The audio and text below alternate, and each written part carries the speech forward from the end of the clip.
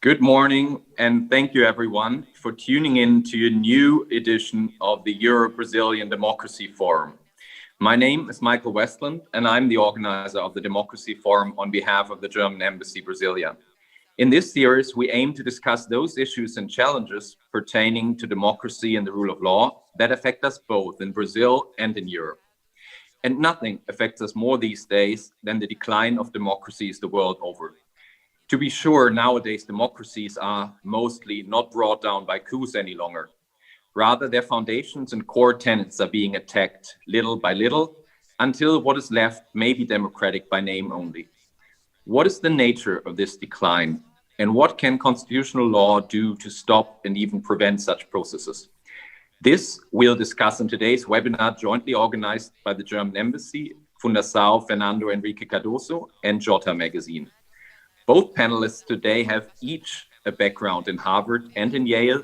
Both are or have been constitutional court justices, and both are among the most eminent jurists of their respective countries, Professor Dieter Grimm and Minister Luis Roberto Barroso. The co-moderator today will be Sergio Fausto, Director of Fundação Fernando Henrique Cardoso, to whom I'll give the floor now.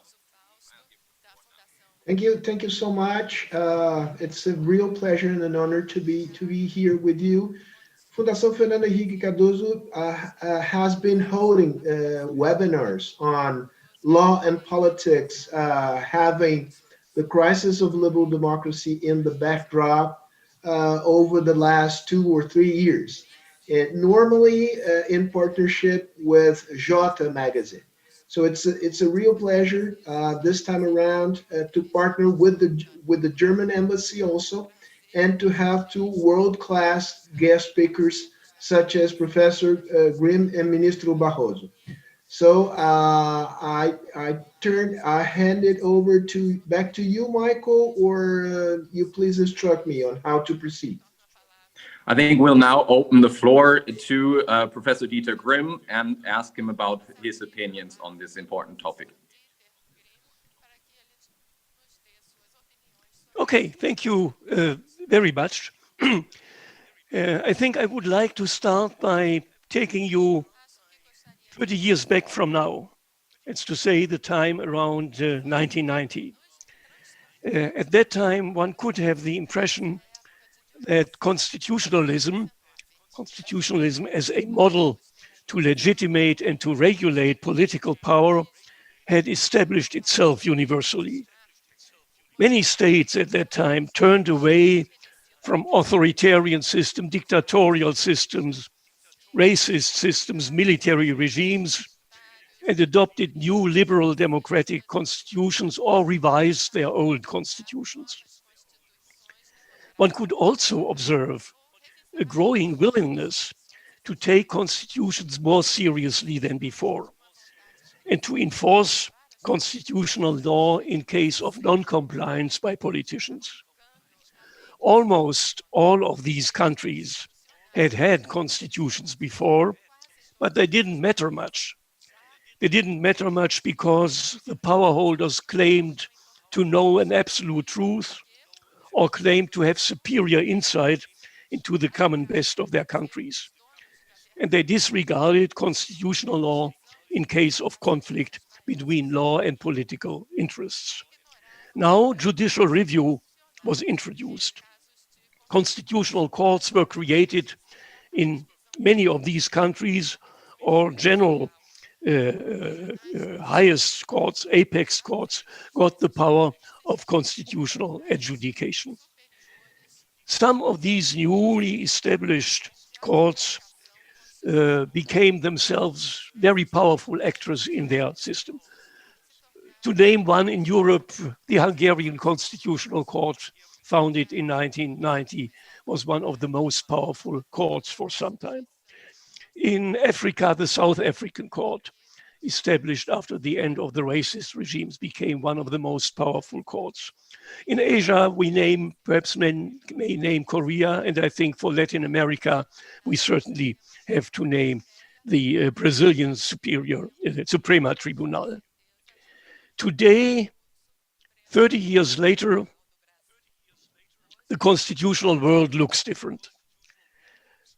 populist parties or populist movements have emerged, which defy more or less openly of constitutional democracy and undertake system transformations when they are successful and have won an election. There are a number of new democracies, but also for some older democracies, it is the case that we experience democratic backsliding.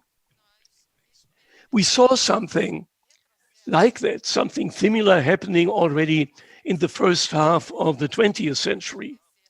But there was a considerable difference between what is going on now. What we face today is not a wholesale rejection of democracy or an open revolution against the old system. Rather, what we see is a step-by-step transformation into more authoritarian systems in the name of democracy, even in the name of a veritable democracy as opposed against a degenerated democratic system. Populist movements or parties claim to represent the true will of the people or the will of the true people against corrupt elites who pursue only particular interests. And it helps that some traditional democracies are not delivering what is expected from a functioning state. This prepares the soil for populist and movements and political parties. Still, I think that there is a fundamental misunderstanding about democracy on the side of populists. The promise of democracy, in my view, is not that the will of the people will prevail, because there is no such thing like the will of the people. There are only countless combinations of individual opinions and interests, out of which the collective will has to be formed always anew. It will never happen that all individuals or all groups find their opinions or their interests finally prevailing. The promise of democracy rather is that all may participate on an equal basis in the formation of the general will and can thus exercise influence on the outcome. Compromises, give and take, is inevitable in such a system, and it is not to be considered as an evil, it is a virtue. But even then, there will always be, in a democratic system, a majority and a minority. But here, I think, a very important element of liberal democracies intervenes, which is of crucial importance. The current majority does not have unlimited power to put its ideas and interests through. There are constitutional constraints that guarantee fundamental rights, and that guarantee in particular that the majority, the current majority, may not deprive the minority of the chances to become a majority in the next election or in the next vote. Majorities in a functioning liberal democracy are always temporary majorities, and they may not use their means of state to perpetuate their rule and to definitely exclude the others from participating in the democratic process. That has, of course, a number of preconditions that are usually guaranteed in a constitution. The most important one is, of course, fair elections. Equal chances for the competitors to convince the voters that their program and their personnel is the best. An open public discourse where criticism can be expressed and where different alternative ideas may be ventured. A free media system, whereby free means not only free from state control, but also means free from instrumentalization for economic interests.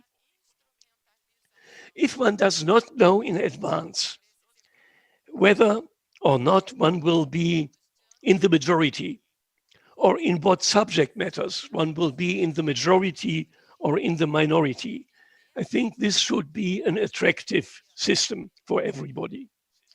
But as we see, the system is losing support. So my question, for whom is it not so attractive? Firstly, certainly not for those who are convinced to possess an absolute truth or a superior insight in what is the best for the people. For those, the others who hold different ideas are not competitors, but are enemies.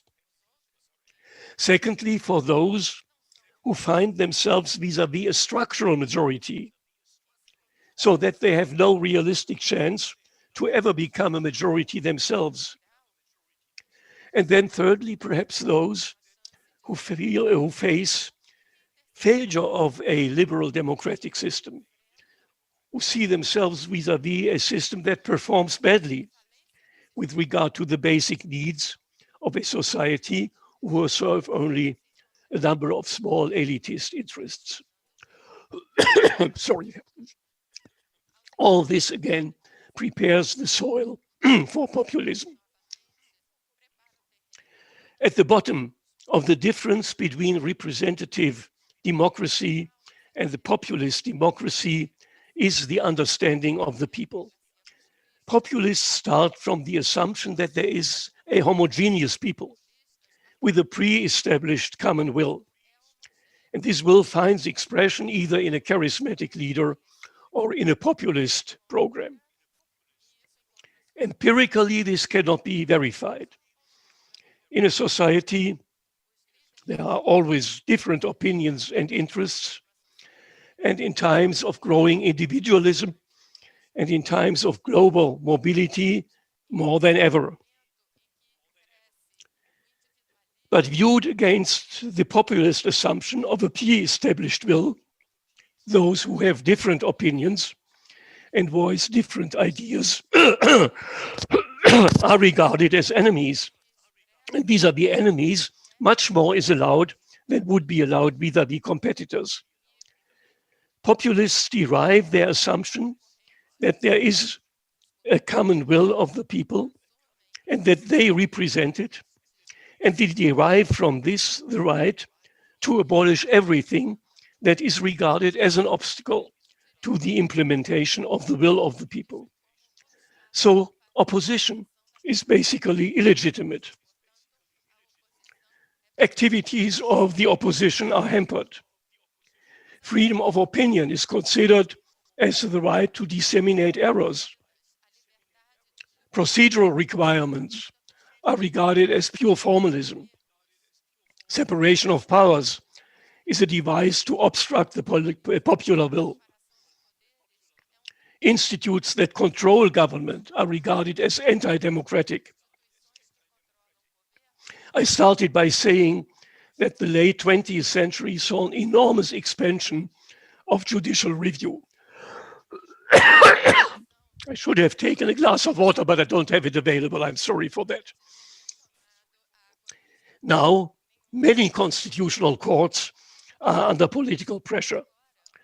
Bruce Ackerman, a very famous colleague of Roberto Barroso and myself at Yale Law School, in his most recent book on constitutionalism, which was already written in the view of emerging populism, said, in countries with constitutional courts, in countries with judicial review, it will take years until a system transformation into an authoritarian system is successful, because the court will stand in its way. But what if the transformation of the system starts with eliminating the courts? And this is what we see happen in a number of countries, where populist parties or leaders won an election and constitutional courts were their first targets. They were either paralyzed by legislation or were brought on government lines by replacing oppositional judges to judges of the government party. In Hungary and Poland, after all, two member states of the European Union, where democracy is a condition for being a member of the European Union, a few months were enough to paralyze constitutional courts. And these two countries are not the only examples. Popular parties or leaders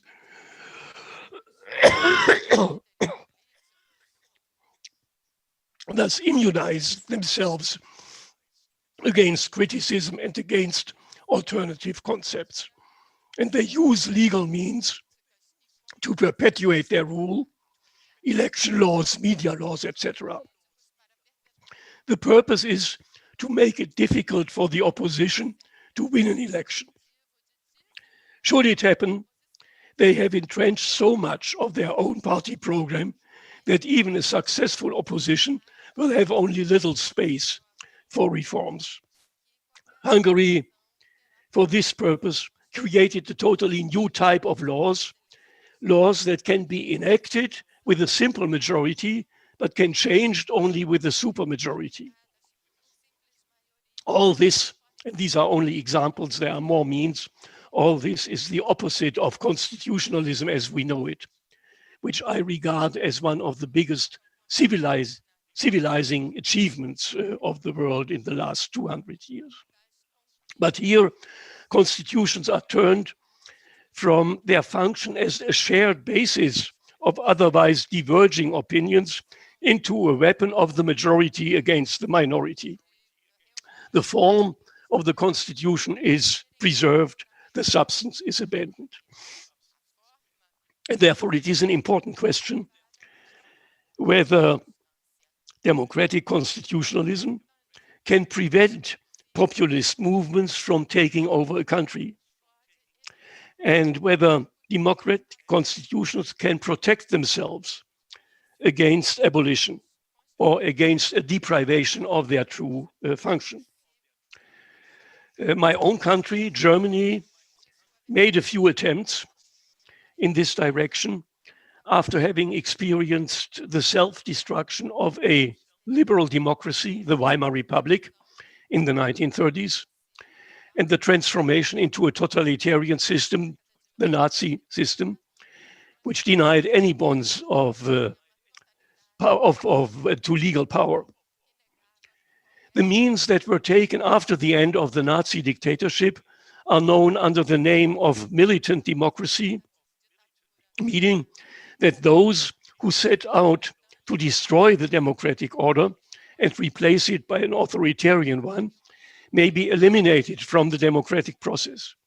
Parties that have this aim can be banned, associations that aim to destroy democracy can be banned, and this has frequently been copied by more recent constitutions.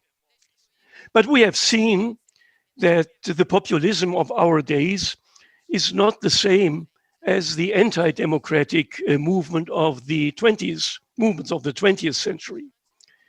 The populists of today very often sail below this threshold, and they reveal their true motives only after having come to power. And in addition, as long as a political party, populist party, is small, it may look disproportionate to ban it. If it has become strong, it may be too late to ban it.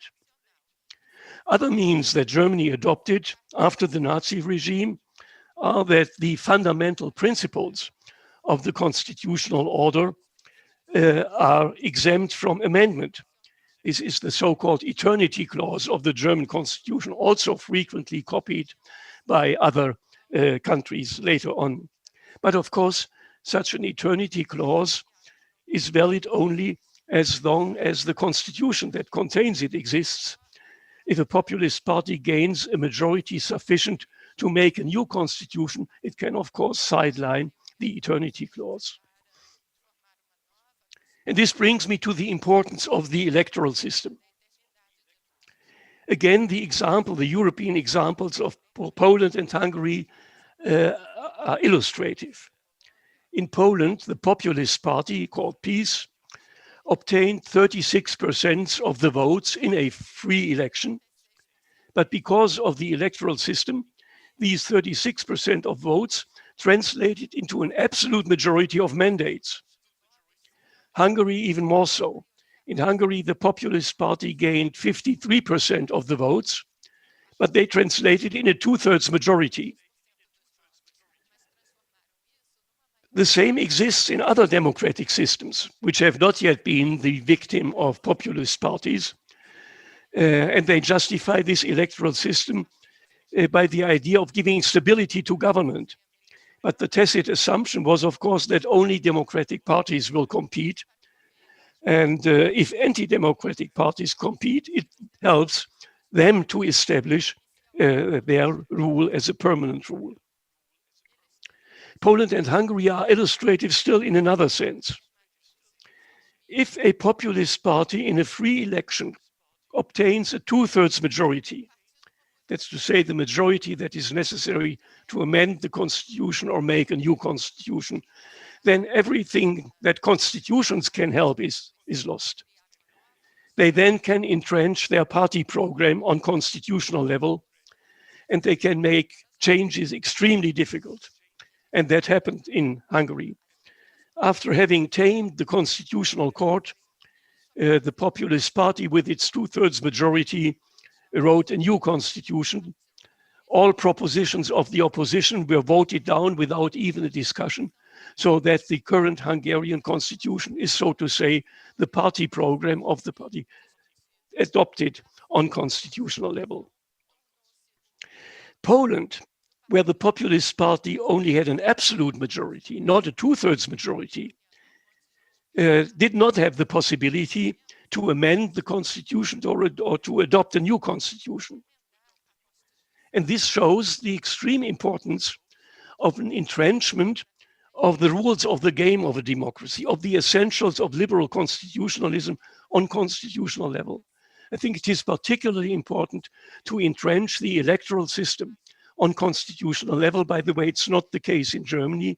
The election law is a law, an ordinary law, that's to say can be altered by a normal, a simple majority.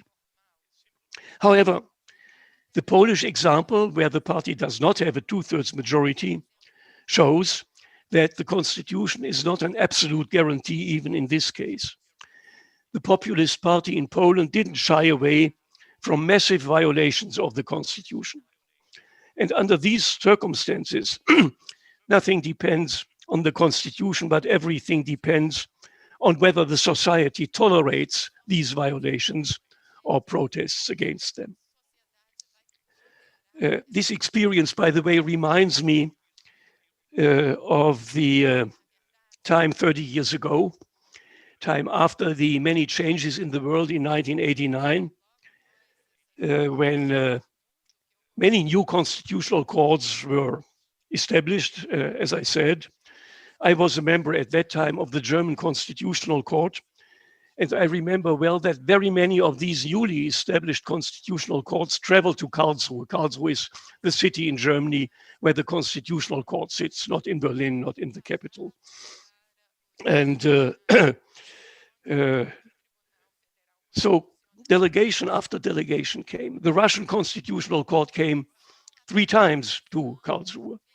The South African Constitutional Court met for the first time, not in Johannesburg, but in Karlsruhe, and discussed with us for a full week what constitutional adjudication means. Now, I remember quite well, and I will end with this, that one question was asked by every delegation that came. And the question was, how does one manage that political leaders obey the constitution and obey the rulings of the Constitutional Court, even if they contradict their own interest and disturb their plans? And I also remember that a colleague of mine said the answer is easy.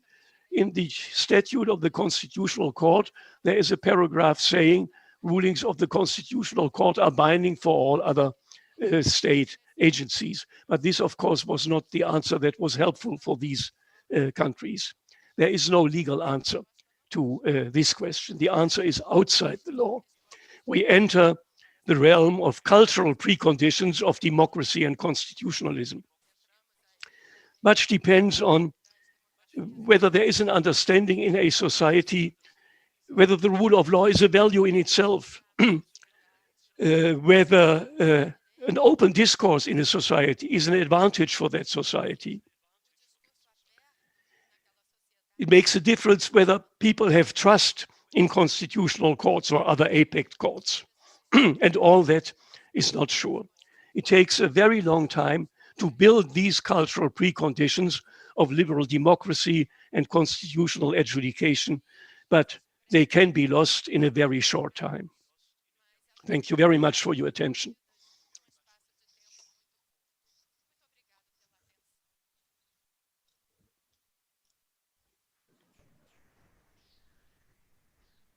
Now it's your turn, Justice Barroso. So here I go. First of all, I want to thank the German Embassy and Instituto Fernando Henrique Cardoso for the invitation. It's an honor and a pleasure to be here with Michael Westland, with Sergio Fausto, and with my good and old friend, Dieter Grimm. Dieter is one of the finest constitutional scholars I have met in my long career. We meet every year in a meeting at Yale called Global Constitutionalism Seminar.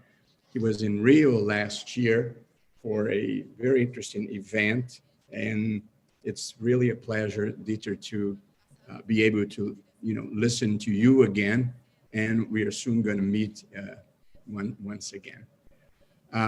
So this subject that brings us here is the one that has been discussed the most, I would say, in the past few years. And I want to share some of my views, which are very close to what Dieter has exposed so far. So I don't have any relevant disagreement. I'm just maybe going to see things from a different perspectives, at least in some of the issues.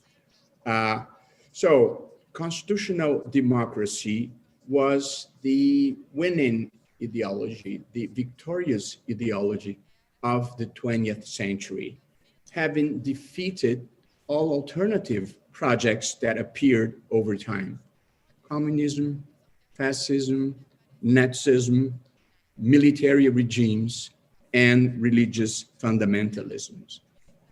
At the turn of the 20th century to the 21st century, according to the Freedom House, 119 countries held free elections with universal suffrage.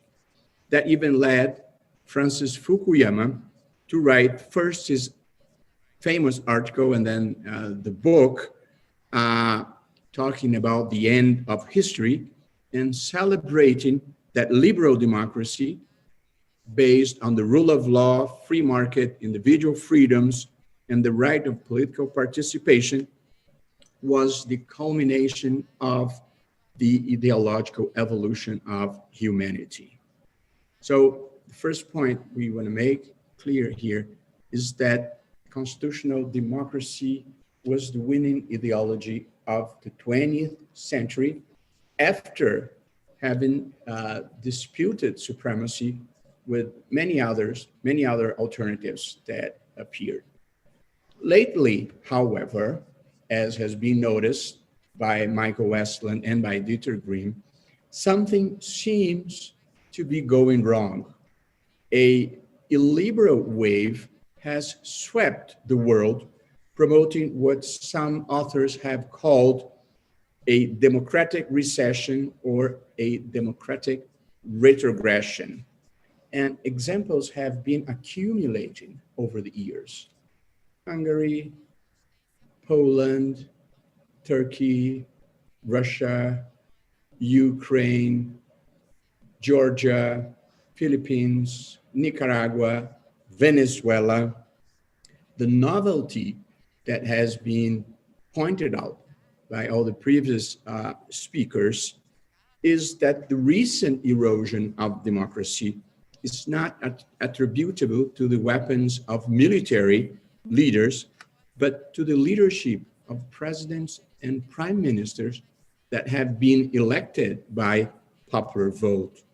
And gradually, as has been noted, brick by brick, the deconstruction of democracy after the elections starts its way with concentration of powers in the executive, curtailment of freedom of expression, persecution of opposition leaders, approval of new constitutions or constitutional amendments with abuse of power by the majorities, and packing the Supreme Courts or the constitutional courts with submissive judges. So after stating that democracy was the winning ideology of the 20th century, what I am pointing out here is that in this first quarter of the 21st century, something does not seem to be going well. So I will try to identify some of the reasons why I am making this statement, or I am reinforcing this conclusion that something is not going well.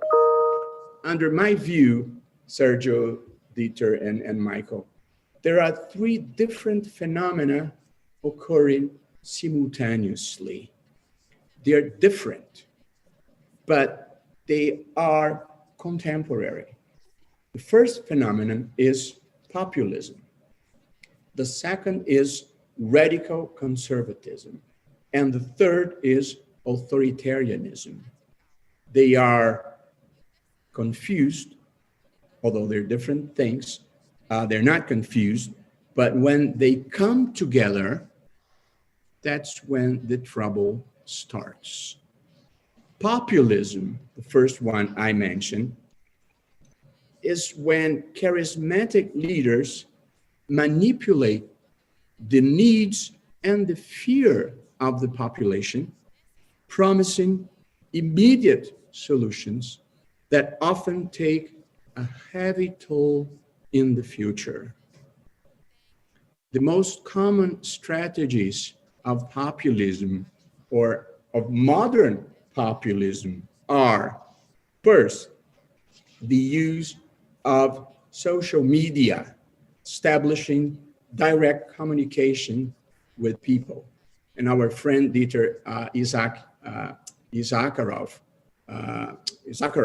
has written a very interesting piece on this facet of populism, this way of direct communication with the masses through social media.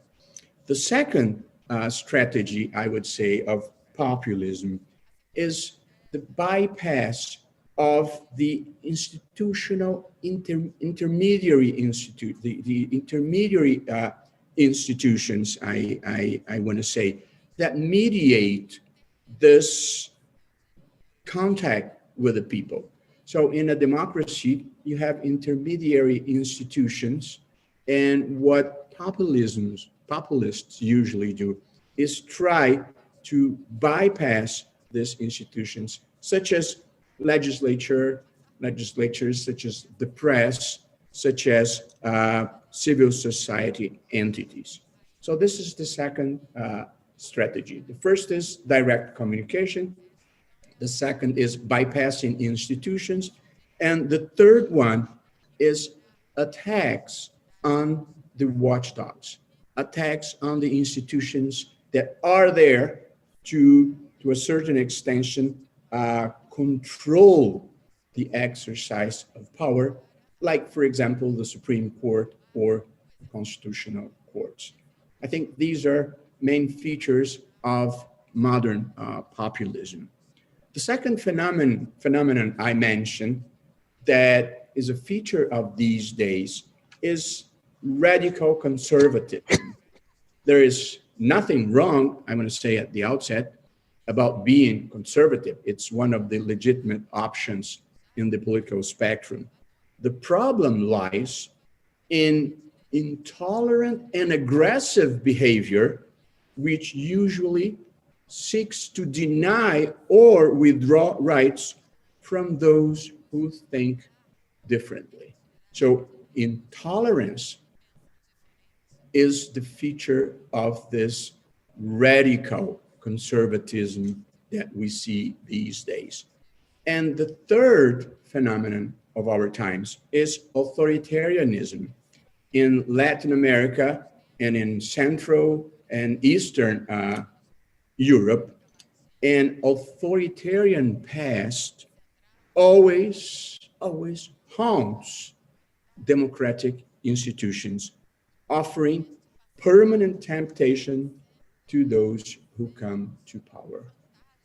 So, Sergio, Dieter, and Michael, this is one important point I would like to make, trying to identify some of the elements that are present in this juncture of democratic erosion: populism, radical conservatism, and authoritarianism. They are different things, but when they come together, that's when the democratic erosion occurs, or what my friend and Dieter's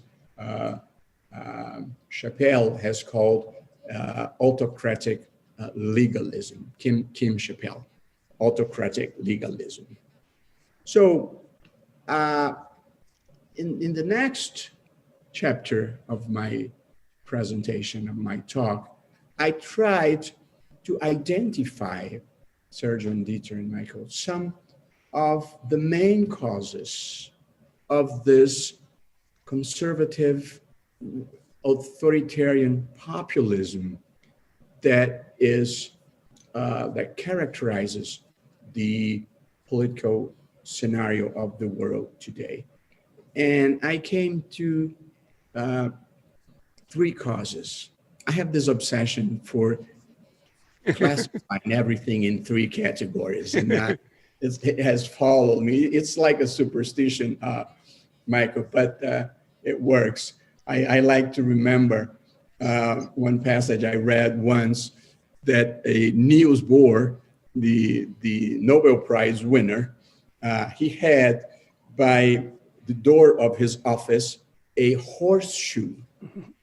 And one day, a journalist asks him why him, a scientist and agnostic, why would he have a horseshoe by his office? And he said, well, I heard that it brings good luck, even for those who don't believe in it. I am a militant of this creed. So the 3 causes I would identify, Sergio, in these current days for this authoritarian populism are the following. In the first place, there are political causes. And among the political causes, I would point out the first one, the crisis of representativeness of legislatures. The current political process and electoral systems do not give voice and relevance to citizenship. They don't represent us. That's the motto of many of the public events we've heard about. The second political cause is that in many parts of the world, corruption undermines the credibility of the political class, paving the way for candidates that present themselves as anti-establishment candidates, or candidates, quote, against everything that's out there. And I would say the third political cause is the feeling that it's the globalized economic financial power that's truly calling the shots.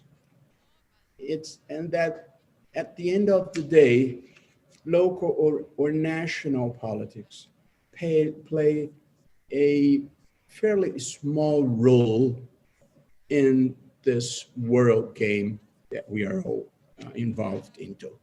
So these are the three political causes, I would say, Sergio.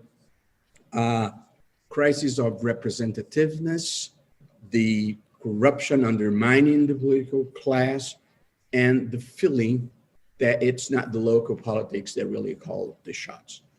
In the second place, I try to identify what I call the social and economic causes. And then here we have three again. The first one is that in some parts of the world, like in Brazil, for example, unemployment due to a prolonged recession is a main cause for the support of these outsider populists that present themselves as anti-establishment.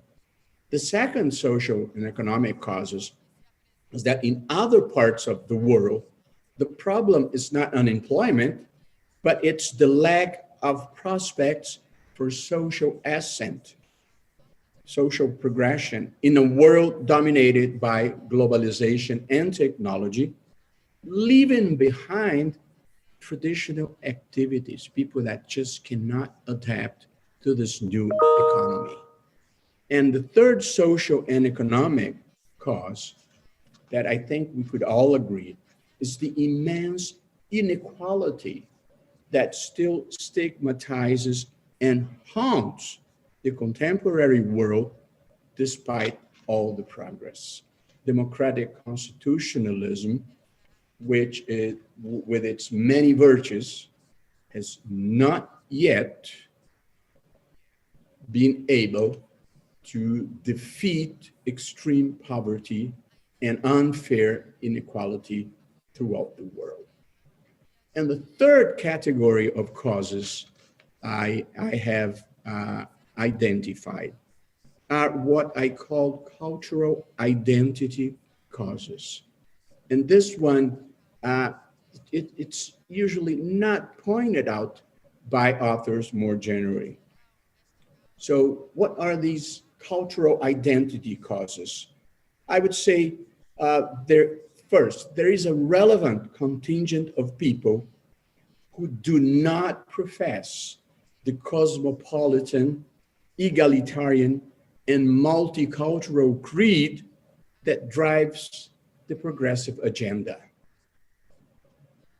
Secondly, identifying some of the items of this agenda, it includes human rights, racial equality, feminist politics, gay marriage, defense of indigenous people, environmental protection, drug decriminalization, among other modern social movements.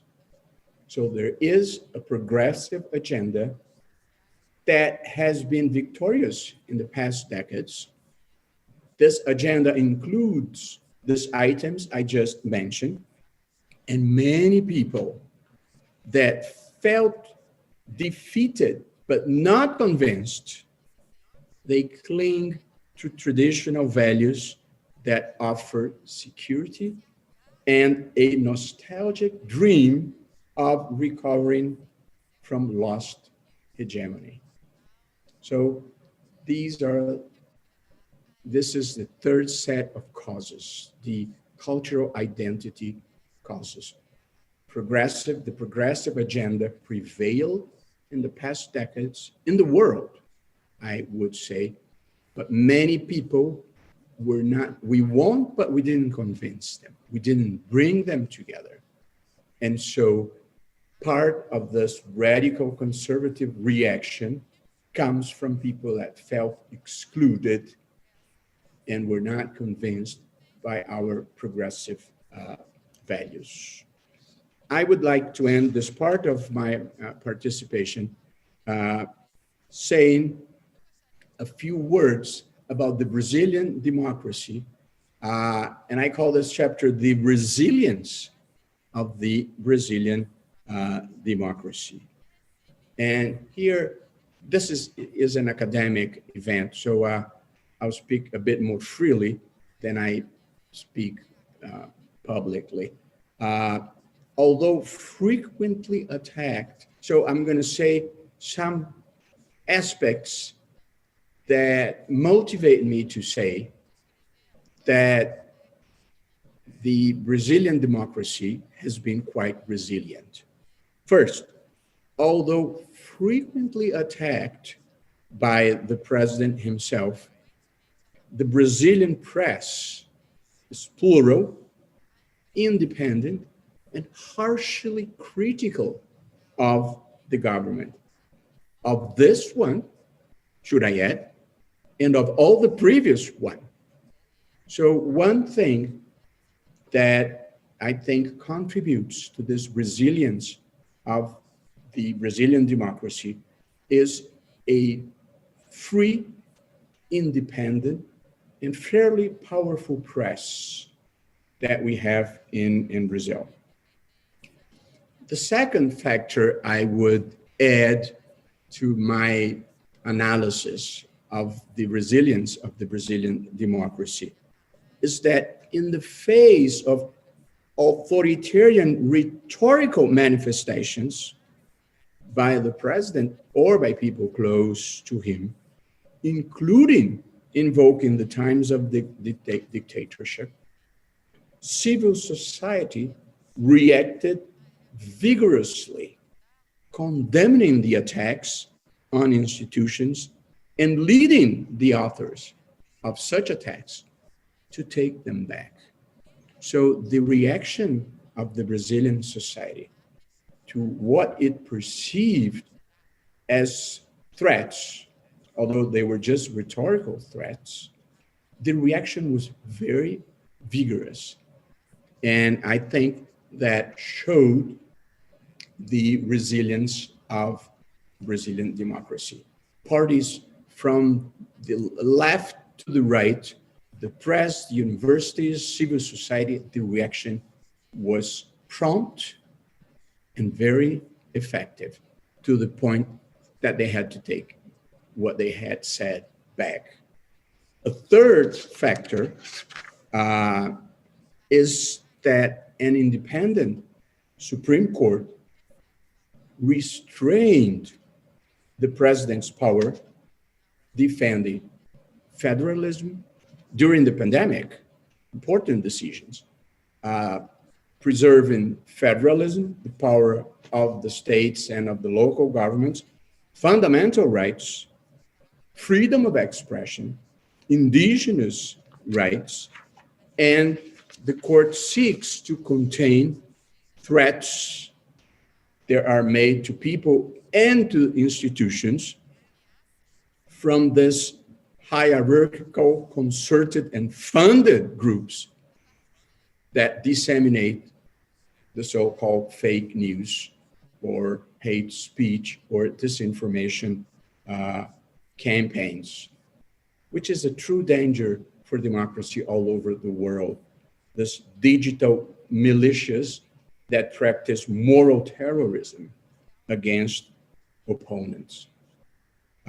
So the reaction that democracy has been able to present to all attacks or to all moves that were felt as threats, I think clearly show the resilience of the democratic system in Brazil. It's not that we should not be alert, but I think we are crossing these tough times, preserving the integrity of the main elements of democracy. And as a conclusion, Brazilian constitutional democracy completes 32 years this year of 2020. This is an achievement that should not be taken for granted in a country like Brazil and in a continent like Latin America. And let me add, these were not trivial times, Dieter. We went through the impeachment of 2 presidents elected by popular vote. We had times of hyperinflation, we had recession, we had extremely high unemployment, we had dramatic corruption scandals, we had center, left, and right-wing governments, and a president who defends the dictatorship and exalts torture, amid other vicissitudes. And no one has ever considered a solution other than respect for constitutional legality. That's something new in Brazilian history. That's something we really should celebrate. So Sergio, Dieter, Michael, if I had to write a book today about Brazil, it could easily be called How Democracies Survive. I just hope it's not an illusion, like the guy who fell off the 20th floor of a building, and when passing the 15th floor, he thought, so far, so good. Thank you very much. Very good, very good. Michael, who goes first? I can ask the first question. Yeah, just go ahead with the first question. All right. And wonderful. It was really a delight to listen to both of you. I would like to focus on the role of social media, because I think it's fair to say that before conquering power and distorting liberal institutions, populist movements conquer social media. Social media has proved to be a propitious tool for the rise of populist and movements and leaders. I know that Germany in particular has adopted very stringent laws with the aim of regulating social media.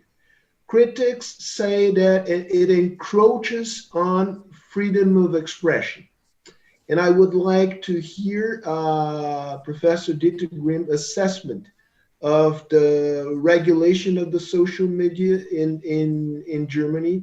The law adopted a few years ago, as far as I know, there is currently an attempt to make it even more severe than it was. So I would like your assessment on whether this is the right way to go, and whether the criticism that it encroaches on freedom of expression is a fair criticism. And if Justice Barroso, feel free to comment on that, because here we are also adopting a law with the aim of regulating and combating fake news. It's a very controversial law. I would understand if you refrain from commenting that, because it might land on your table at the Supreme Court. But anyway, feel free to choose whether to comment or not. These are my first question. This is my first question. Yeah. First of all, I would like to say that the social media are, of course, ambiguous. There is use of the social media, political use of the social media, which we would reject. And there's also use of the social media, which we would probably welcome. I think the Arab Spring that we had a number of years ago, which failed ultimately, would never have happened without social media. I think what is now going on in a country like Belarus would not be possible without social media. So they can help democratic movements. They can also be used for anti-democratic movements. And I think this has to be taken into account when one undertakes to regulate them. Now, German regulation is now to a large extent, meanwhile, European regulation. The European Union has intervened, and a lot of social media regulation is now European law, which can then be concretized and elaborated by the member states. The attempt the attempt is that false statements of fact that hurt someone else can be suppressed. So the media enterprises are under an obligation to investigate whether there are false informations, and everybody who may be affected by false informations has a right to claim that these are abolished. This is also what the European Court decided, even in a case where there was true information about a person, but affecting his personal life. Now, there's one problem in my view, namely the problem that in order to avoid difficulties, the media enterprises may suppress more information than deserves being suppressed because they avoid trouble. They say there is someone who complains, we eliminate it, but it may be a useful information for society. The German Constitutional Court recently rendered a judgment that slightly tries to correct the European Court's approach that a complaint suffices, but that also the interest of the general public in the availability of that information is used. But I think we are still in a situation where we are trying out this or that. We haven't found our final resolution for this problem that you rightly describe. Justice Barroso. All right. I can say a few things. One of the bad things of being a justice is that I can think anything I want, but I can't say everything I would like to. As Dieter is not a justice anymore, so actually he has more freedom than I do. What I would say about social media, about the internet, this third revolution, third industrial revolution, which is the technological revolution, and we are entering the fourth revolution, as that we all know. It totally changed the world, the way we live, the way we communicate, the way we do our research, the way we listen to music.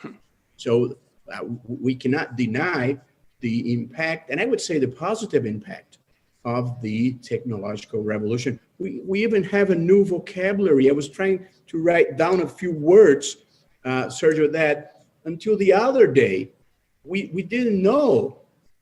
They didn't exist, and now they identify utilities and modernities that we wouldn't be able to live without. Check some of them. Google, WhatsApp, Uber, Dropbox, Skype, Facebook, Telegram, which in Brazil became quite dangerous, as you know, Twitter, Instagram, Waze, Spotify, Amazon, Netflix, and YouTube. And for those who are single, there's also Tinder. So just check all the novelties that we have in this brave new world we are living. So I am not one of those skeptics that think that the technological revolution is a disaster. I think it brought a lot of good things, positive things that we should note. However, with the internet and with the social media came, we had expected at once as a German major philosopher, countryman of Dieter Habermas, once thought we could have a major public sphere for a public debate where people would present reasons seeking the best argument and the best solution. So some people might have dreamed that the internet would become such a public sphere. To a certain extent, it did. But of course, there have been problems in this process, and the internet is also the stage for hate speeches, for misinformation campaigns, for this cult of lies that you see. And all of a sudden, everyone is believing something that's totally absurd. I was noting, Sergio, that there was this one man, because the people, some of the people that act in the social media, they're just criminals. Some other ones are psychopaths, and some of them accumulate. It's really problematic in many parts of the world. So, Dieter, you wouldn't believe this, but there was this person that invented this theory that myself, another justice, Alexandre de Moraes, one lawyer from Brasilia, the embassy of North Korea and of China, we were spying President Bolsonaro and preparing a coup d'etat. And millions of people watched this. And all of a sudden, you have to deny things that are really ridiculous. Yep. So there is one good thing before I end, and I say one word about the law, the bill you wanted, is that the social media, Twitter, WhatsApp, Facebook and Google, at first they had a position that I don't interfere with anything. I don't want to be a private censor. I don't care what people are doing or what they're saying. I'm just the media. They've had a change of heart, and they have been very cooperative with the electoral justice at this moment, trying to track this, what they call inauthentic behaviors in the internet, which is very important. About the bill, I won't be able to talk about details, but I think the concept is right in the sense that they do not go after the contents, Richard. There's no interference with what is being said. The law tries to monitor behaviors and not content. So I think, without going into details, that this premise is valid and it's good. And it's what I'm doing here at the Electoral Court. I have partnerships with all major social medias, not to monitor the content, but to have them monitor the behavior of robots, of bots, of fake profiles, and the dissemination of objective lies. They have been very cooperative in this sense. So the monitoring of behaviors, improper behaviors and not content, I think it's a good premise and a good philosophy of this bill that's being discussed. Thank you. Michael, your turn. Yeah, one question which leads on from that question on social media is the role of political parties in an age of social media, where we see that political parties seem not to be needed anymore for certain politicians in some countries, because they can, what you also mentioned before, they can appeal directly to the people and build up their own support. Now, constitutional law, and especially party law in Germany, but also here in Brazil, with this elaborate structure of the TSE, of our Parteiengesetz, is basically based upon the idea of there being parties as intermediaries. Do we have to change constitutional law also to make room for this new world of lacking intermediaries, so to speak? Perhaps first Professor Grimm and then Minister Barroso. For me, it is extremely difficult to conceive of a representative democracy without political parties, because there is a need to form out of the millions of different opinions and interests some alternatives that can then be presented for election, for vote to the society. So it's very difficult for me to see what could replace it. Of course, we could imagine nowadays that every question, political question that is at stake can be answered by everybody by pushing a button, but without any discussion going, without any presenting of alternatives that come by political parties. I think this is an illusion. On the other hand, I see what you mentioned, that political parties lose support, they lose membership. The membership of the major German parties is half of what it was 20 years ago. And this is a continuing trend. So that my idea would be that we have to admit additional ways, additional channels from the society to government, that the monopoly that political parties had for never a full monopoly. There were unions, there were churches and other institutions. But this quasi-monopoly that political parties had to lead interests and ideas into the governmental sphere must be opened for other channels. And I would find this helpful, but one has to see that this will not be a full solution. What I will also observe is that people's movements that try these channels of direct influence very often are one-issue movements. They are against, let's take a German example, the new main station in Stuttgart 21, a big project. They are in favor of saving all refugees. So they are very often a single issue movements. That's to say, they pursue one goal without taking into account the interconnectedness of very many political fields. And this is why I think I don't speak against these movements. They are totally legitimate, but they cannot replace political parties and they cannot replace the representative system. So I think open it up and have a positive attitude toward the other channels that are available. But it's difficult again for me to say that we could waive political parties, but keep a representative democracy.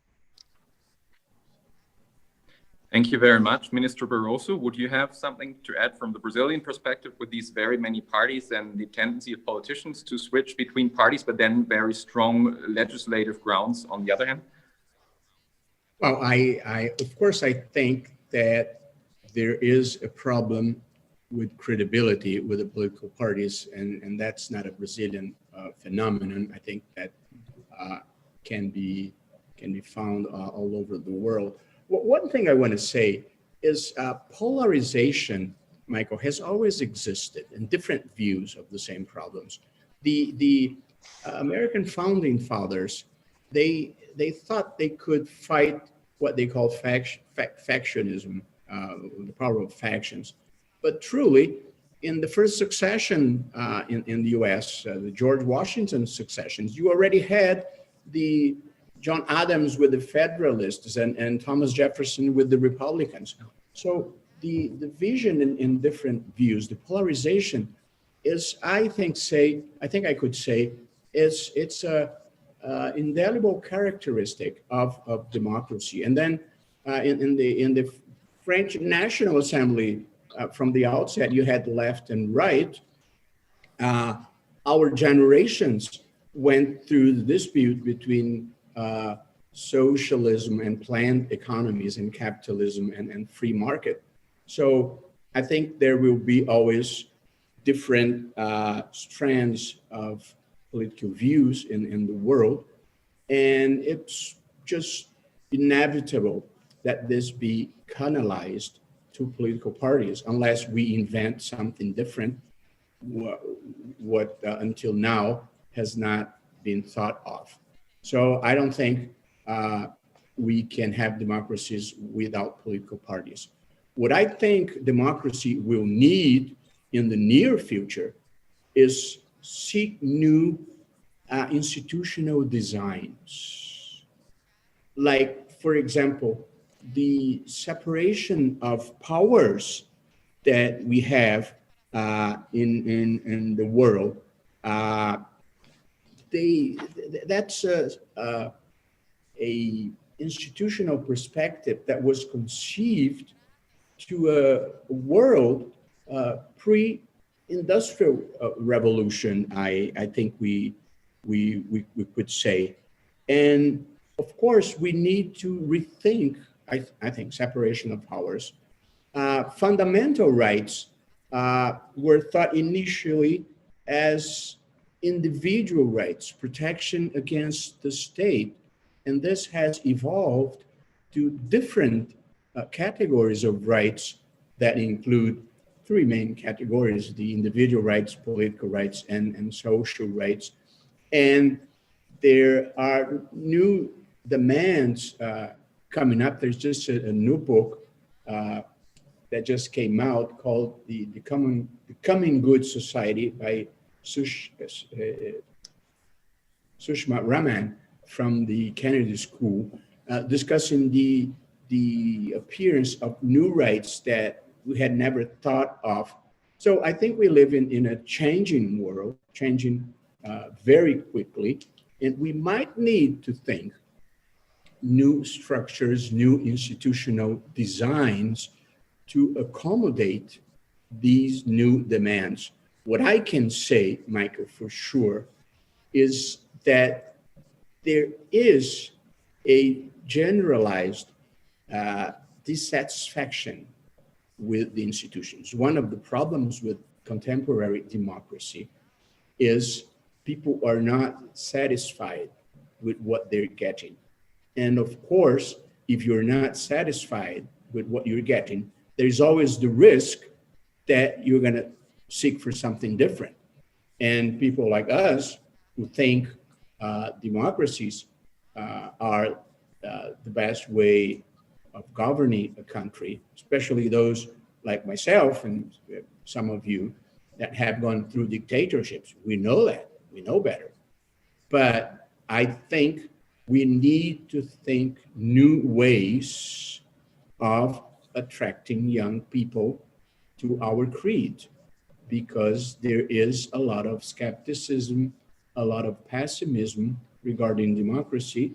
And I think extreme poverty and inequality and corruption are three malfunctions, I would say, that decrease the appeal of democracy.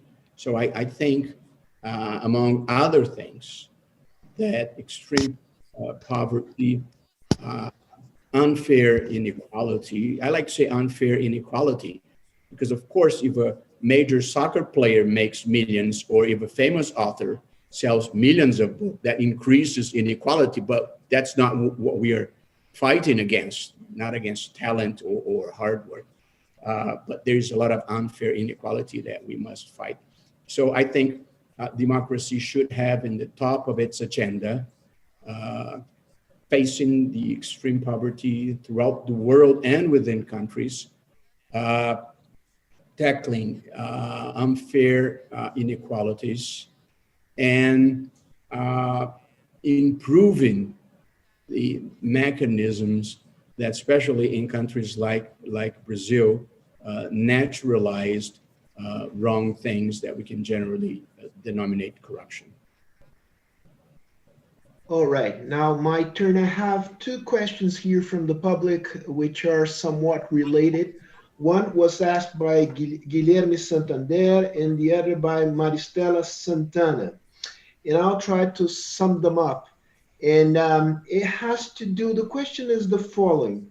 Based on empirical observations and your reflections on the subject, can we establish a correlation between certain features, institutional features of political systems and vulnerability to populist movements? For instance, parliamentary systems vis-a-vis presidential systems, majoritarian electoral systems vis-a-vis proportional and so on and so forth. And particularly in the case of Brazil, Minister Barroso, which is, a multi-party system, a federal a federal system with lots of veto powers and checks and balances. How vulnerable do you think we are to that kind of phenomenon? Or on looking from another point of view, how resilient we are given the features of our institutional arrangement to this sort of phenomenon? Should I start? You can start, and then Dieter follows. Okay, I feel more comfortable when I follow Dieter than. It's okay.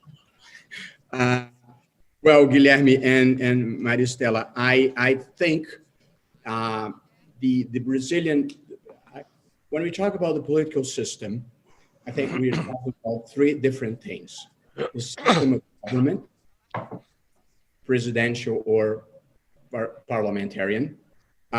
We are talking about the electoral system, majoritarian or proportional, and we are talking about the party system, the way you create parties and how they function. I think we have problems in the three levels of the political system. I think there is one major problem in the system of government that we usually take for granted. And I've been writing on this, Sergio, to my credit, since 2006, saying we need to take advantage of these calm times, not anymore, that's when I wrote, these calm times, to improve our system of government. Hyper-presidentialism has always been a mill of crisis in Latin America and in Brazil, and a risk for fragile democracies or authoritarian democracies. So to reduce the hyper-presidentialism to a model in which you have a president, an elected president, because of course in Brazil, it would be unthinkable not to have direct elections for president, but the president should be a head of state with few very important competences, like having maintaining international relations, appointing the superior court judges, appointing the military commanders. He can present bills to parliament, and he appoints the prime minister. But the head of government in the day-to-day struggle of politics, what I call in Portuguese, varejo da política, that should not be an affair for the president. It should be an affair for a prime minister whose permanence in office depends on political support from Congress. And if he lacks this support, you can change the prime minister through a mistrust or vote, but you don't affect the stability of the system, because the guarantor of the stability is the president, and he has a fixed mandate. So I have been defending this model to reduce the power of the president to important but state competences, and have a political agent, if I can use this expression, in the struggle of everyday politics.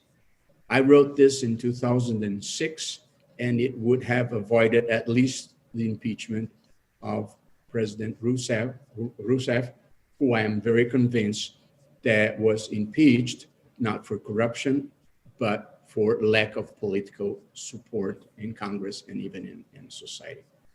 And the second problem, I don't want to be too long, is the electoral system.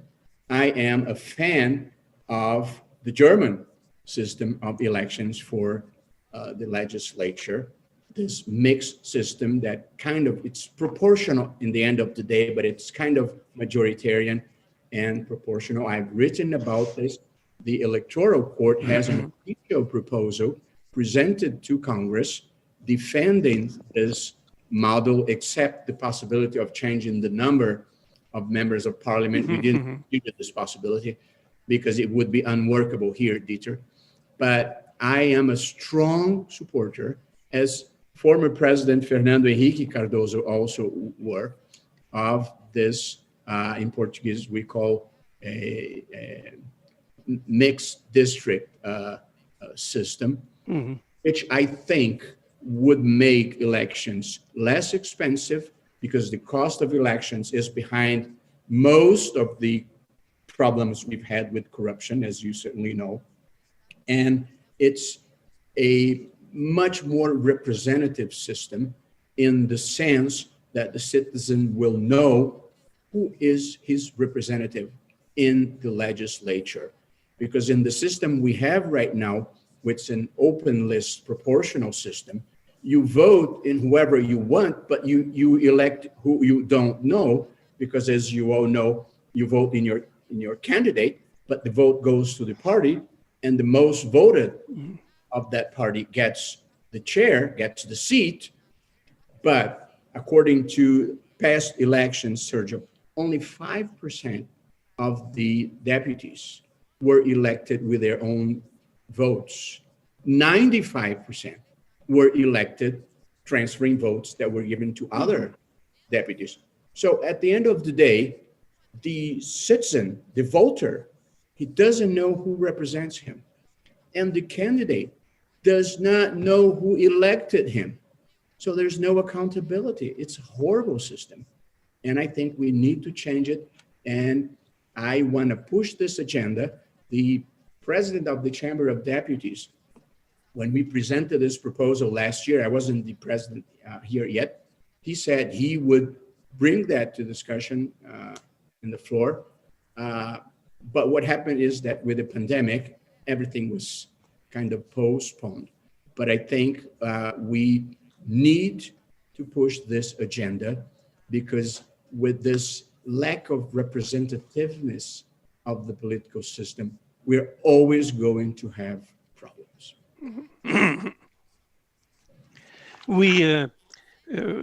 I think our German experiences with our electoral system are basically very satisfactory, with one problem that you briefly mentioned, but we won't discuss that. I only suggest that we talk about that in person, because if you should adopt something like the German system, you should avoid this problem.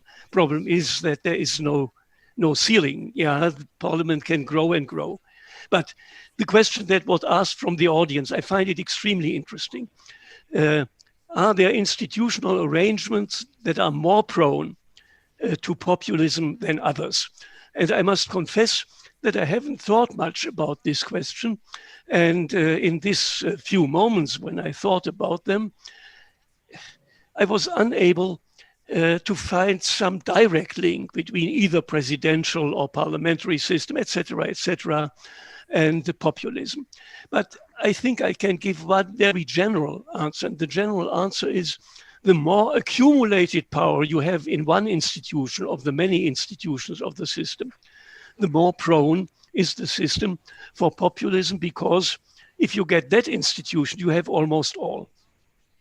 So I think one interesting remark might be that a federal system, a truly federal system like the United States, like the German one, I don't know exactly about the Brazilian, but I know that it is a federal system, that a federal system is sort of a barrier against a full takeover of a populist movement or a populist party.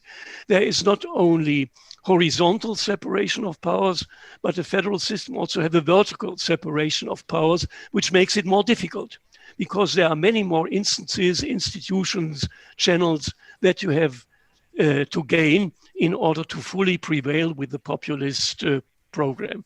So this is the answer, but the question is worth to think more about it.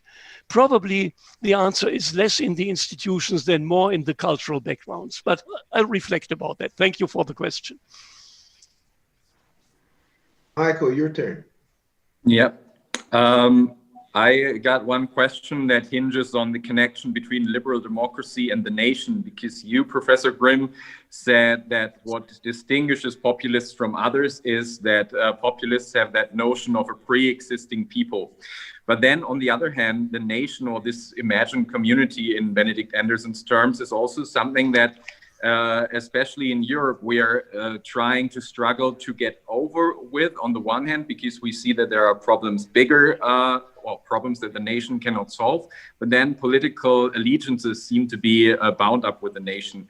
How then to square this sort of problem? On the one hand, that you said you need a pluralist political system which doesn't base itself on pre-existing communities, but then having the nation as such a strong player. That's the question for you. And for Minister Barroso, this question whether there's a different conception of the people or the nation in Brazil today compared to the past, given that nationalism seems to be on the rise here as well. But of course, there are different undertones here than in Europe and the European nation term. I think... Professor Grimm? Yeah, I think that I can reconcile these two positions. In order to live in a democracy, in a common democratic state, I think on the one hand, there is a necessity of a number of shared values or shared basic assumptions that belong to all groups that otherwise may have very different opinions and interests. There has to be, in the first place, a feeling of belonging of a country. Belonging is the basis of a certain solidarity. Solidarity requires that I regard the others as somehow, in some way or other, close to me or closer than others. So below these general level of a general feeling of belonging and a general assumption of values, I can tolerate a lot of different opinions and interests. And I can find a peaceful way of negotiating these different opinions and interests, which would not be the case if I assume that there is already a pre-existing notion of the public best. And if someone diverges from this, he can only be an enemy of the people or has to be eliminated. So I think if we distinguish these two levels, the general level feeling of belonging, solidarity, from the level of different opinions and interests on concrete measures or general directions of how politics should go, we could reconcile the both. Okay. Minister Barroso? Michael, that's a tough question. It might take, it could take another hour and a half for me to give you a decent answer to that. I have strong views on that. And I think what Dieter just said is the basic fabric, the sense of belonging. Democracy is a project of self-government that has to bring everyone along. If you feel excluded, you just don't adhere to it. And we have a lot of exclusion in Brazil. We have exclusion due to poverty. We have exclusion due to racism. And I think one good thing that's fairly new in Brazil is social conscience, is the perception that we have these problems. Because traditionally, we would hide these problems by saying that we are morally superior. There's no racism here. It was the discourse of the Brazilian racial humanism. It was a lie. And these days, as we all know, there is a much bigger conscience that this is a problem. Yesterday, as you might have read, we took a very important decision here, Greta, at the Electoral Court, saying that the public funds that go to the candidates have to respect the proportion of Afro-Brazilian candidates. So if you have 30% of Black candidates, 30% of the funds are attached to such candidates. And although this might sound obvious, you wouldn't believe how much people felt uncomfortable with that and how much pressure there was against that change. And it was even postponed for next elections. It won't start this year. But just to show that institutions are starting to act according to a new social conscience, which I think it's a novelty in Brazil. The commitment we have to fight poverty, to fight inequality, and to fight racism. I would say a nation, the one I would like to help build, would need. And these elements, three again, they hold people together. First, integrity, which the fabric for trust. So integrity for me is the first chapter of the building of a nation, because trust depends on that. And integrity for me has two basic rules. In the public life, you don't deviate money. In the public life, you don't try to take undue advantage over anyone. It might sound very simple, but I think it's very revolutionary in Brazil.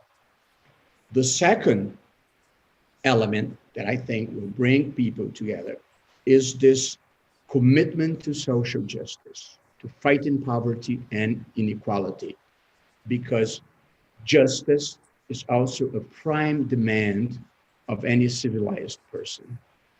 And in the third place, I would list progress, because well-being, the sense that you are improving your lives, is very important to gather support for democracy. So I think a nation needs integrity because that brings trust. A nation needs social justice because justice is a natural demand of a civilized person.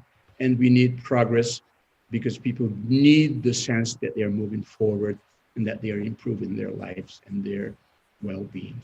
I think these are three factors that really help building a nation and bringing people together over some values that can unite all of us despite different political views. Sergio, would you have another question? We've reached the end of our time, but I think we can do one more question if you've got one.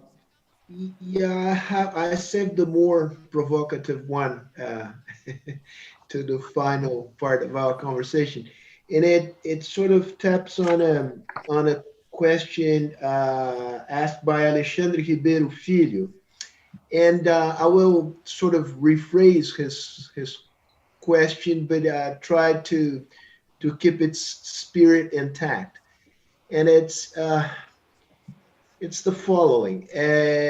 Can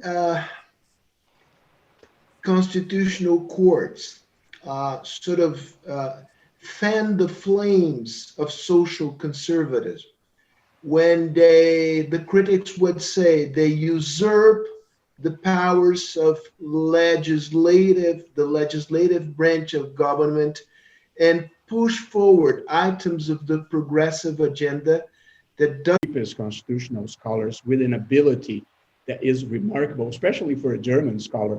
He writes about complex things in a very easy way to understand, which is really notable. And as Dieter has written, and all constitutional scholars would agree, the Supreme Courts or constitutional courts have two main roles: to protect democracy and to protect fundamental rights. And the protection of fundamental rights can be, it's not always, but can be sometimes counter-majoritarian. That's why I've written and I say it was recently published in the American Journal of Comparative Law, my piece on that, that courts sometimes need to play an enlightened role to push history forward.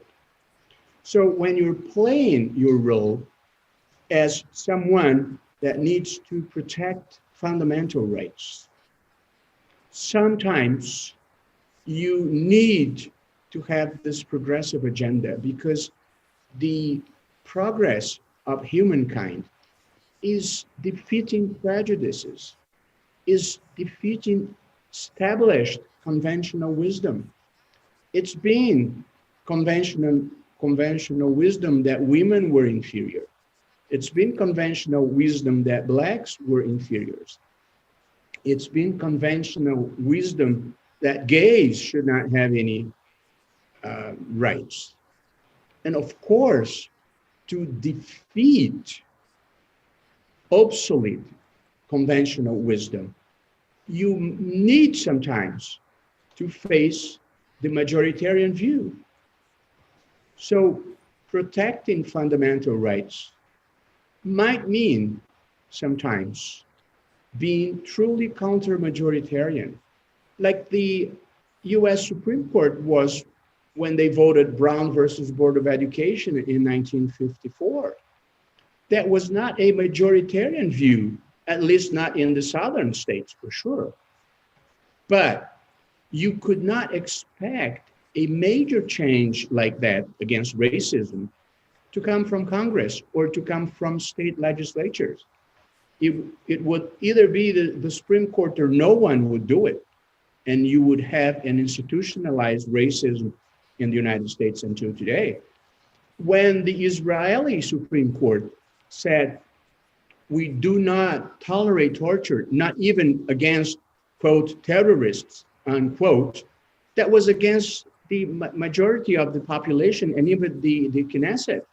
But of course, that was an enlightened decision. You cannot torture people. When the South African Constitutional Court decided for the unconstitutionality of the death penalty that victimized mostly Black people, it was probably against the majority. And when I was the lawyer, as you might know, when we brought to the Supreme Court the civil union for gay people case, that was unacceptable. When we filed the lawsuit in probably 2008, that was unthinkable. When it was finally decided in 2011, it was a unanimous vote. So sometimes, in special times, you don't, if you are a Supreme Court justice or a judge, you should not act like a politician, and you should not think you are a representative of the people. You represent the Constitution. But there are fundamental rights that need an active court to be protected and to be promoted. So when this happens, is it a progressive agenda? Of course. But if we didn't have the courts leading a progressive agenda to protect fundamental rights, it's not to protect my values, it's to protect fundamental values.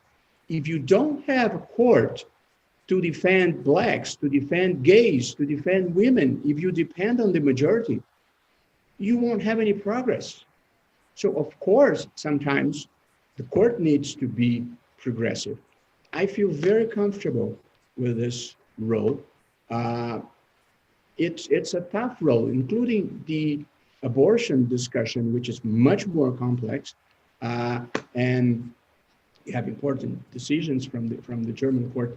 So I think it's part of my role to bring these issues forward.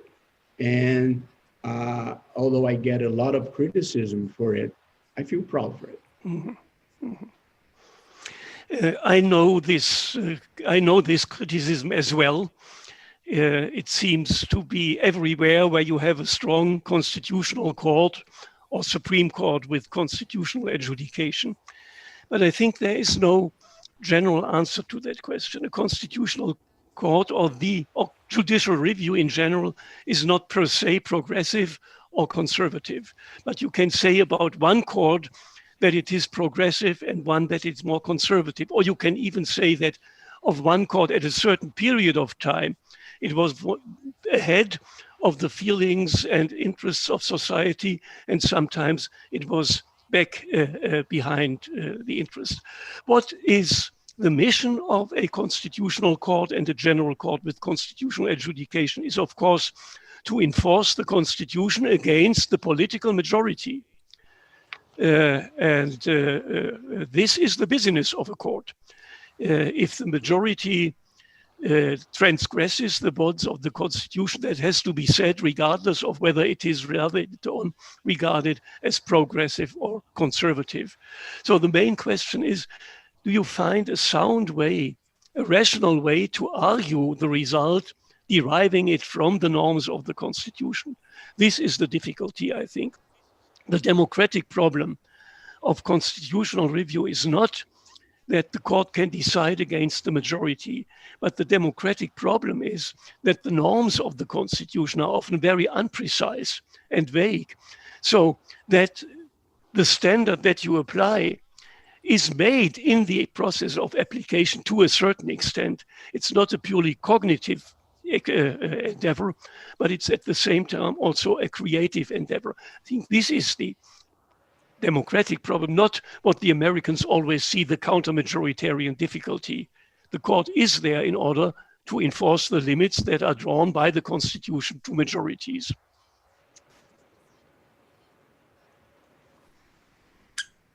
All right, so as we are now even a quarter of an hour beyond the time that we wanted to finish, let me please thank you, the two speakers, very much for these very insightful and important views that you shared with the audience. Thanks very much for joining us in this format. And of course, Sergio as well as co-moderator and the FHC. My pleasure. Thank you very much. Yeah, thank you for the opportunity. Peter, it was great to see you. Bye-bye, Roberto. Yeah. Bye-bye. Yeah. It was a learning experience. Bye-bye. Bye-bye. Yes. Bye-bye. Thank you all. Stay safe.